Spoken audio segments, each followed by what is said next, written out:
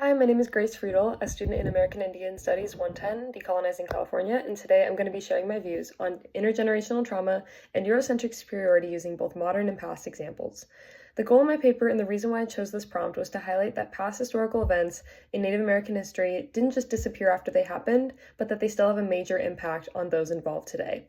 The four events that I noticed were interlinked were the California mission system, Indian boarding schools, cultural regalia graduations, and the increased number of dead or missing Indigenous women.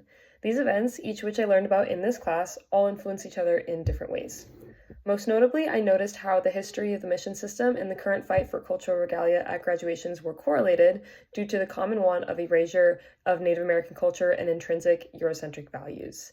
Additionally, the past brutality of Indian boarding schools ties into today's increase in missing tribal women, which manifests itself through intergenerational trauma, a main cause for negative coping mechanisms and increased crime.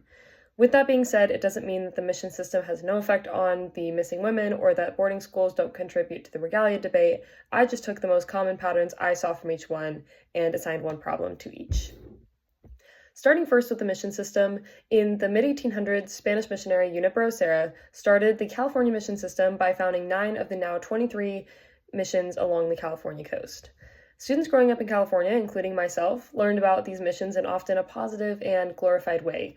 I grew up thinking, these must have just been cool old churches founded by some cool old guy. But it wasn't until I got to college that I learned the actual truth. I learned in previous schooling, Catholic schooling, that Serra came to the US to convert others to Catholicism, which is not inherently bad, but under what circumstances he did that were hidden to me as a student. Native Americans were forced to come to the missions, be stripped of their culture, become slaves, and they couldn't leave or show their cultural identity until it was clear they had converted.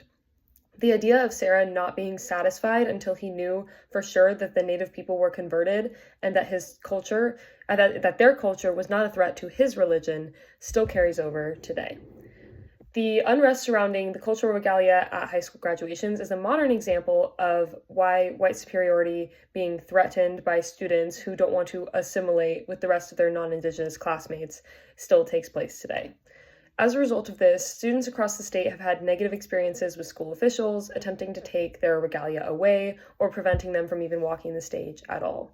This hatred is attributed to a lack of education and Eurocentrism being brainwashed into these school boards and administrators, so the more we can educate, the less these things will occur. The second correlation I wanted to talk about is between Indian boarding schools and more women disappearing from their homes on reservations. Indian boarding schools were U.S. government-funded systems that aimed to stop Indigenous cultural identity in its tracks by specifically targeting Native American children. Until the early 20th century, 3 large Indian boarding schools were operating in the state of California among the around 500 in the U.S. as a whole. Children were forced to attend these schools, and much like in the missions, they destroyed their culture. They cut these children's hair, forced them to wear different clothes, perform daily tasks in military-like style, and attend church and study the Bible. These wounds from stripping away their Indianness at such a young age for many of these victims runs deep and prolongs longer than many realize.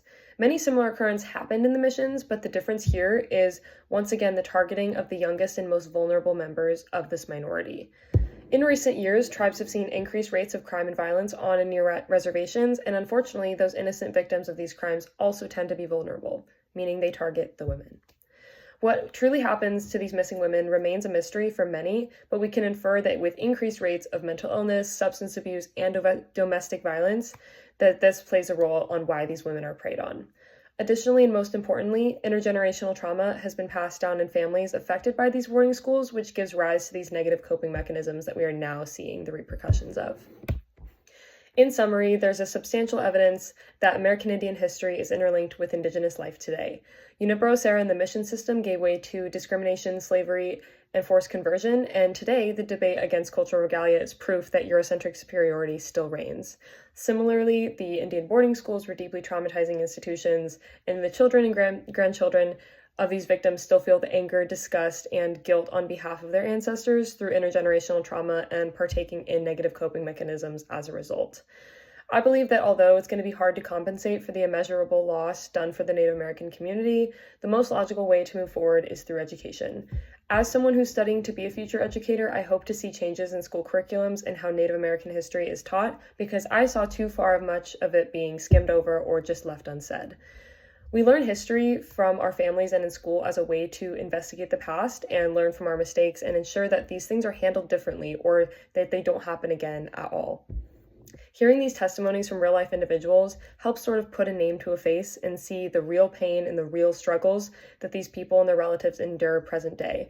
That impact and what it made on me was what drove me to choose this topic.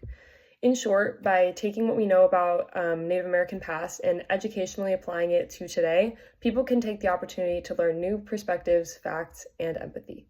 Thank you.